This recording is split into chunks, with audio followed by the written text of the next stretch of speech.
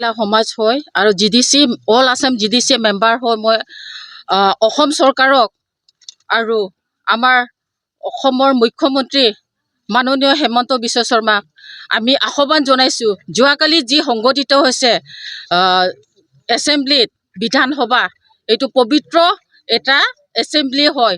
তাত যে আমাৰ বোকাজান এলে যে বিধায়ক ডেপুটি স্পীকাৰক যি কংগ্ৰেছৰ বিধায়ক নুৰুল হুদাই যিকোনো আঘাতপাত্ৰ কৰিছে, তাক আমি গাৰো কমিউনিটিৰ ফালৰ পৰা আমাৰ মহিলা ইয়াত প্ৰত্যেকটো সংগঠনত আছে, আমাৰ গাৰো মহিলা সংগঠন হৈ কেনে আমি তাক শাস্তি দাবী বিচাৰিছোঁ।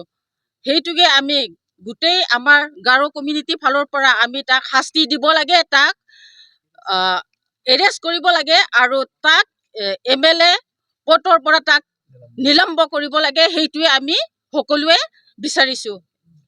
যিমানখিনি আমাক দলৰ সহকৰ্মীসকল আছে সকলোকলৈ মই আন্তৰিক নমস্কাৰ। আৰু আমাৰ মাজত যি প্ৰথমে আমি নিজ নিজ প্ৰাৰ্থী দলৰ সহকৰ্মীসকলে মিডিয়াসকলক আমি প্ৰথমে জ্ঞাপন আৰু ধন্যবাদ আগবঢ়াইছোঁ।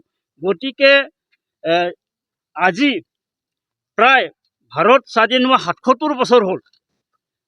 ৭৭ বছৰ দিৱস পালন কৰা সম্পূৰ্ণ হোৱা স্বত্তেও অসম বিধানসভাৰ অধিৱেশন চলি থকাৰ সময়ত নাচুত নাভূত ঘটনা ঘটিল।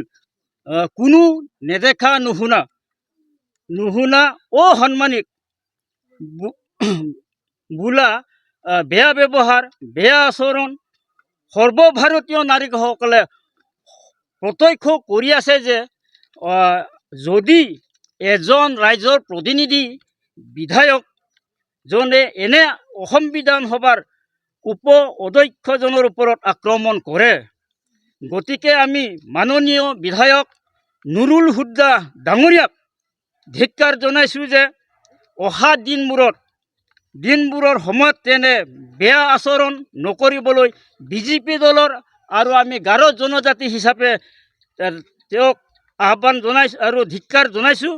গতিকে লগতে পুলিচ প্ৰশাসনক দাবী জনাইছোঁ যে ইয়াৰ বিষয়ে বিহিত ব্যৱস্থা ল'বৰ বাবেও দাবী জনাইছোঁ। গতিকে যিখিনি আমাৰ বোকাজান জিলা সমষ্টিৰ বিধায়ক ডক্টৰ নুমল মমিন ডাঙৰীয়া আৰু অসম বিধানসভাৰ অধ্যক্ষ ডাঙৰীয়াৰ ওপৰত আমাৰ কংগ্ৰেছী নেতাই যিখিনি আক্ৰমণ কৰিলে, ইয়াৰ বিষয়ে আমি ধিক্কাৰ জনাইছোঁ।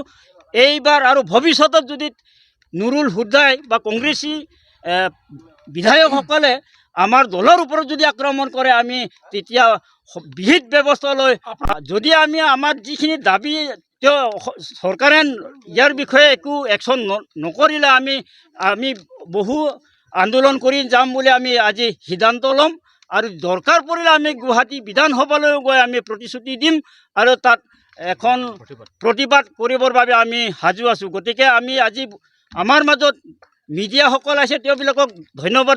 পুৰুষেই হওক, মহলেই হওক, ডেকা যুৱক যুৱতী হওক, সকলোলৈ মোৰ নমস্কাৰ। যদি আৰু অনাবোৰ দিনবোৰত যদি তেওঁবিলাকে যদি আমাৰ দলৰ ভিতৰৰ অধ্যক্ষবিলাকক যদি আক্ৰমণ কৰে, আমি বৃহৎ ব্যৱস্থা ল'বৰ বাবে আমি জনাইছোঁ আৰু ধিক্কাৰ দিছোঁ। গতিকে আজি আমি ৰিপৰ্টাৰ লাইভ।